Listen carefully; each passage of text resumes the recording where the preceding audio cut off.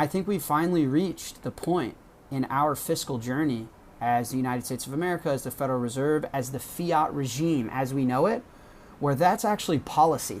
Is that a weaker dollar, people should get used to that. A fiscal dominant Federal Reserve, people should get used to that. Debasing the debt, people should get used to that. Neutral reserve assets being remonetized in gold or monetized in Bitcoin, people should start getting used to that, the United States of America. We are allowing the dollar to get weak, to lessen its role when it comes to world reserve. You don't own a home yet.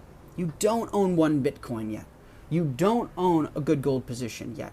You don't own these scarce, desirable assets. These things are inflating away from you, so they're getting harder and harder to acquire as this story plays on. And so the people that don't own these things are getting poorer every single day. And the people that do own these things are getting exponentially wealthier. Bitcoin's unique because it's the only thing all of us can buy and benefit from. Not all of us can get fancy real estate that outperforms inflation, but all of us can get Bitcoin. Bitcoiners have escaped. They found the exit door. We're on the boat on our way out of the sinking Titanic. We have a hard, scarce asset that nobody can take from us, that nobody can print on us. No one can dilute our share in the 21 million. Fuck that. And I think Bitcoin's going to really, really thrive, not only in the long term, but I expect a really bullish Bitcoin Q4. In today's video, Jack Mallers reveals why the era of dollar strength is over and why that's incredibly bullish for Bitcoin. He breaks down how fiscal dominance and debt debasement are now official US policy and why neutral reserve assets like gold are being remonetized, but Bitcoin is the true winner. Mallers explains how the weakening dollar is driving a split economy, with Wall Street asset holders soaring while everyday Americans struggle. And he argues that Bitcoin is the great equalizer, the one asset anyone can own to protect wealth from inflation and escape the fiat trap. With Q4 approaching, Mallers sees Bitcoin primed for one of its strongest runs, yet not just in the long term, but right now. And don't forget to join our Telegram group for exclusive Bitcoin insights and daily updates. The link's right below. The only way out is through debasing the dollar. You cannot raise taxes. You have to tax the populace through inflation. And a sneaky way to devalue the dollar is to allow global yields to rise relative to US yields. Okay? When US yields are strong, the dollar's strong. When the US yields are lower, people will sell the dollar for the euro, for the Swiss franc, for the Japanese yen, for the British pound, if they're getting better fixed income yields. And so the US allowing global yields to rise relative to its own is a way to weaken the dollar. And I'm talking about Europe, so Germany, France, Australia, Japanese yields, so across the board. And as the tweet said, I fundamentally do not believe that this is a mistake. I don't think that this is a crisis, at least one that isn't known. This is policy, and policy meaning we're deciding to do this, the United States of America. We are allowing the dollar to get weak, to lessen its role when it comes to world reserve. And we've talked about on the show plenty of times, there's a difference between the world reserve currency and world reserve assets. And the United States cares deeply about the dollar still being the unit of account, how we price things globally, and the medium of exchange. They want oil trade in dollars, which we'll get to in a second. They like the fact that stablecoins are proliferating throughout the world. They like that. But as far as world reserve asset, how people store and save wealth, time, energy, in this fiat era, it's been the US dollar, it's been US treasuries. Those days are over, and the United States is very slowly starting to admit that fate. And this is becoming policy. So let's take a look at domestic stress cracks. So what's happening inside the United States of America, we're showing significant signs of trouble, of stress. We are cracking internally. And this is causing a lot of the policy that we're seeing. Sherwin-Williams suspends 401k matching amid weak sales. So Sherwin-Williams is an interesting company because it's unbreakable. At least it was perceived to be as such. super solid Midwestern business that has survived everything. It has not ever gone down with a crisis. It's not over indebted. It's not over leveraged. It's a very sound, fundamental business. Now, the press release read, the news article read, Sherwin-Williams announced plans to temporarily suspend the company's matching contributions to employees' 401k plans, citing weak sales amid economic and tariff headwinds. In an internal communication obtained by Cleveland.com, CEO Heidi G. Petz attributed the decision to several factors, including high mortgage rates and have pushed housing demand to near historic lows, and inflation that has reduced DIY demand for 3 consecutive years. Tariff policies have also decreased industrial demand and increased costs for the paint and coating manufacturer, Pet's letter stated. Sherwin-Williams is not immune from these conditions, which have lasted longer and been more impactful than anticipated. Unfortunately, customer demand remains soft, and in some areas, it's getting worse. The suspension, which goes into effect October 1st, affects the company's current policy of matching 100% of the first 6% of eligible employees' 401k contributions. The company implemented similar suspensions during the 2009 financial crisis and 2020 COVID pandemic, eventually restoring full matching as conditions improved. The CEO said Sherwin-Williams intends to do the same in this case, but did not share a potential timeline for when full matching would be restored. Sherwin-Williams has already undertaken what Petz described as disciplined, responsible, and aggressive cost savings measures, including reducing third-party spending, simplifying operations, delaying new hires, and restructuring global assets. Okay, there's a lot to take away from this news. The big thing that I want you guys to understand is where there's 2 economies, okay? And this is really the story of the wealth gap in the United States and a lot of the vitriol, anger, stress, and divide that, at least as an American, I can speak to that a lot of us are experiencing. What happens is when we're debasing the dollar, that causes inflation, and particularly in assets, and particularly in scarce, desirable assets, meaning the real estate on the water, the real estate on the beach, the top floor of the building in Manhattan goes up more than the abundant real estate that no one really cares that much about, that doesn't have that much of a scarcity value.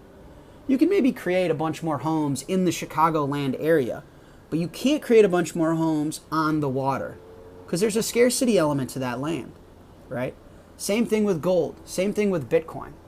And so what we've seen is Wall Street, or just, how would you say asset holders, the folks that actually own scarce desirable goods, they're getting incredibly wealthy as time goes on. People misunderstand that having interest rates or having, Fed set rates at 4.5%, that's actually very stimulative because the United States is paying such a high bill on its interest costs, and though that money is going back into the economy. So people that own a ton of T-bills, a ton of short duration US debt, they're getting paid out a ton of money, and they're going yachting, and they're buying real estate, and they're traveling, and they're buying Bitcoin, and they're buying gold. Now, the other side of the world, or the other side of this coin, these people are struggling because if you're living paycheck to paycheck and you don't own a home yet, you don't own 1 Bitcoin yet, you don't own a good gold position yet, you don't own these scarce, desirable assets that you're either consuming in homes or a car, or you're saving in Bitcoin and gold. These things are inflating away from you, so they're getting harder and harder to acquire as this story plays on. And so the people that don't own these things are getting poorer every single day in purchasing power terms, in their ability to acquire these things. And the people that do own these things are getting exponentially wealthier and not necessarily doing a lot of work per se, right? And so this, in my opinion, causes the divide, the anger, the tension in society. The ability for someone to work so hard, sacrifice and do everything right, and still have a life that they don't feel is worth living. And what we're seeing is there's 2 economies here The Wall Street economy, the Larry Finks of the world, they're killing it. Breaking records with their ETF. They own a lot of Bitcoin. They own a lot of assets. Their CAGR on every single portfolio is through the roof. They own a lot of T-bills. They're getting paid 4.5%, 5% to sit in this short US debt. This is financing their mortgage, their private planes, their yachts. But the Sherwin-Williams customer, the do-it-yourself, paint-your-house customer, the new home buyer customer, what Sherwin-Williams is saying is we're all getting destroyed. Our business is down tremendously. Sales are down, and that's because middle to lower America is getting crushed. And the only time Sherwin-Williams did this is 2009 and 2020. 2009 and 2020. So it's an interesting idea. Are we in a recession? No, we're not in a recession technically, but it depends who you're talking about. We shouldn't look at America as this one big economy anymore. There's two economies, okay? You know, this fiat regime, this fiat era has decimated the middle class in the United States of America. What do I mean by that? It's really simple. You either own assets and are protected and are benefiting from debasement and destruction of the currency, or you don't. And that's it. In a prosperous society, there is a middle class. Let me explain it to you guys this way. If the third floor is the top floor, the penthouse floor, the Larry Fink floor, the Wall Street floor, the elite floor, and the first floor is non-asset holders, paycheck to paycheck, no matter how hard you work, if housing is inflating at 20% a year, you have to be getting a 21% raise every single year to just be making marginal progress towards owning a home, right? And there is no second floor. So you have the top floor and the third floor. The first floor is the bottom floor. If there's no second floor, the third floor people can't get to the first floor. Elite asset holders can't become poor. All they do is sit on their assets. They're not doing any proof of work for society. They're not doing fuck all. And they're getting rich. And the first floor people can't get to the third floor. They're working as hard as they can. They're getting degrees. They're working 2 jobs. They're sacrificing parenting their children so that both parents have income. They're saving in high yield savings accounts. They're not getting close to getting to the third floor, no matter what. That's a very destructive society. That's a pain society. That's 2 different economies. Larry Fink loves getting the yield he's getting on T-bills and watching Bitcoin go from 20,000 to 115,000. He's swimming in it. Now, Bitcoin's unique because it's the only thing all of us can buy and benefit from. Not all of us can get fancy real estate that outperforms inflation. But all of us can get Bitcoin. That'd be my message to the first floor. But to bring it back to the point, a healthy society needs a second floor. Having no middle class is very destructive. And what ends up happening is the rich get richer and smaller. The third floor is not nearly as big as the first floor. The first floor houses like 70, 80% of the population. The first floor is the minority, the wealthy minority. And that's what we're seeing here.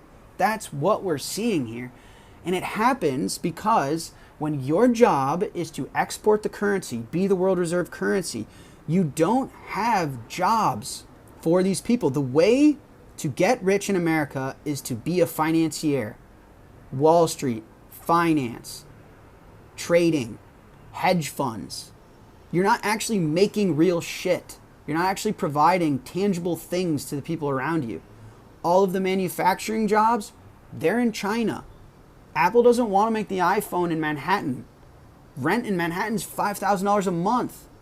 Apple's margins would be crushed. Stock would go to zero. The iPhone's made in whatever, Sichuan or some place in rural China. And so when your job is to export the currency, you're also exporting jobs. You're also exporting the middle class. And you're creating a division of you either own assets and you don't. And this was such a rigged game before Bitcoin. Before Bitcoin, none of us on the first floor could own anything that the third floor owned. Nothing. Now we get Bitcoin. Bottoms up movement. Bottoms up movement. So some of the charts that were referenced, here's U.S. consumer sentiment across the income levels. So income over 100 grand a year, it's great. Income 50 to 100 grand, not great. Income under 50 grand, even worse. And so you guys can start to see the division and the trends here. If you're making enough money, if you can afford things on the third floor, you're fine. Now, what I would want to add to this, obviously the data doesn't exist, is Bitcoiner sentiment. Because it doesn't matter how much money you're making, whether you're making under 50 grand, 50 to 100 grand, over 100 grand. If you found Bitcoin, you understand Bitcoin, you've lowered your time preference, you earn more money than you spend, which allows you to save. You produce more value for the world than you consume, which allows you to save, and you save it in Bitcoin, and you've lowered your time preference. I would say sentiment is through the roof. You're getting 50 to 60% CAGR every year for the last 10 years. And that's the escape. Bitcoin is that exit door, guys. It is that exit door. The New York, what journal was this? Wall Street Journal. They referenced the University of Michigan data. So this is the tweet that shows the data. UMich prelim September consumer sentiment falls to 55.4, which estimates had it at 58. Not good. And the point here is stagflation is hammering the middle class. This reading is sub 2008. So we are getting middle class consumer sentiment readings that are below the 2008 financial crisis, guys. So are we in a recession? Are we in a crisis? Do we have problems? Depends who you're talking about. Bitcoiners have escaped. They found the exit door. All of you listening to this, we're on the boat on our way out of the sinking Titanic. We have hope.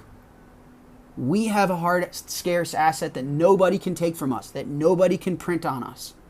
No one can dilute our share in the 21 million. Fuck that. Jack Mallers makes it clear the dollar is weakening by design, and Bitcoin is the only way out. As fiat policy accelerates debasement and the wealth gap widens, Bitcoin stands as the escape hatch, a scarce, global, incorruptible asset that anyone can own. If you found this breakdown valuable, hit that like button, subscribe for more Bitcoin insights, and drop your thoughts in the comments below. And don't forget, join the Telegram group for daily market updates and exclusive content. The link's in the description. Bitcoin isn't just the future, it's happening right now.